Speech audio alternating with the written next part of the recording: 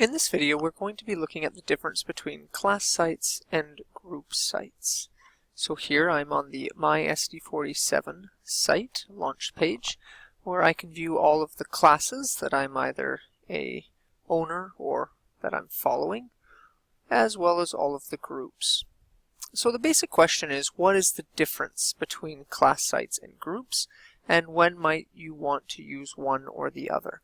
So rather than just clicking here on Create Class and looking at them separately, I've pasted those options right into a Word document so we can take a quick look and see what are the differences and kind of compare and contrast the two. So I'm just going to zoom in so it's a little easier to see. So on the left we have a class site. You'll notice that the navigation along the top, features, access, and theme are exactly the same. The only differences that you'll find between a class site and a group site are going to be found on this features page. So right off you can notice that there's quite a few options under class site that don't exist under group. So for example, assignments, shared documents, student lists, student blogs, and portfolios are not available under group sites.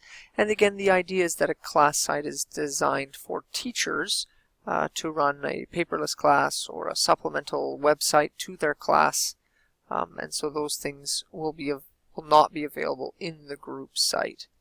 We'll also, if we look under the home page, you'll notice that there's a handouts and materials in classes, and there isn't one in the group site. Again, for the same reason, that the idea in a classroom you would have a list of documents to hand out, whereas in a group site you may not. There is, however, a shared document space, and the shared document space, again, if you don't remember, there is a video on using shared documents, but it allows for a document library location, or a document location for the whole group to edit, as well as individual files for each individual person, where the owner and the contributor has a separate place for them to edit files. But there are the other ones, the special announcements, featured stories, links, images, announcements, and calendar. All of those are the same. And actually you'll notice that the shared documents is under home as opposed to the feature under here. It's really just a locational difference.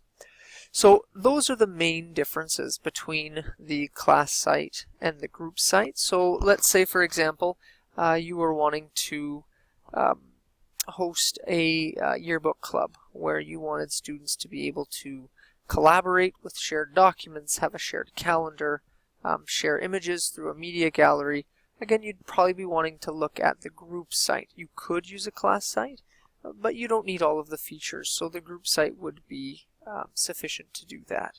Another example might be that you are running the chess club, and you want a place for students to go and to share information, to have shared calendar, and to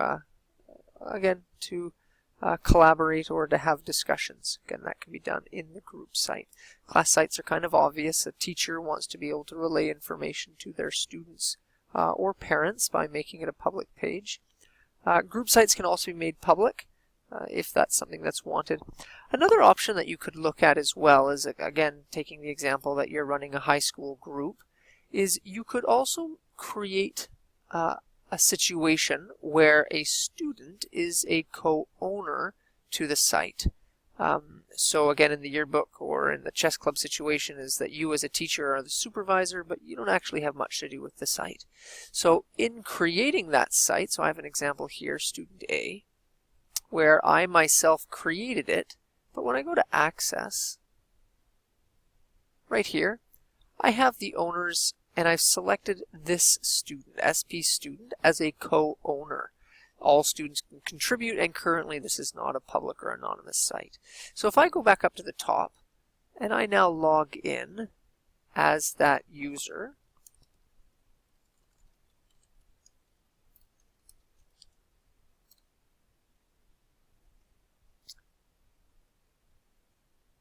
you'll notice that this student has full access to change site features, access, theme. They can make all of the adjustments that they would find necessary to do in this group site. So something to consider, that you could create a co-owner with a student And when the student logs in, it would automatically show up as a site that they own. Oh, sorry, this one here. So here's a site that that student owns. They can't create their own groups, but you're certainly able to add them under the owner section under access, which they don't have here. But for you, when you go into the site, you can go settings, site access, and add the student as an owner. If you have any questions about choosing between groups and classes, please don't hesitate to ask, and I'd love to help you make it work in your environment. Thank you very much.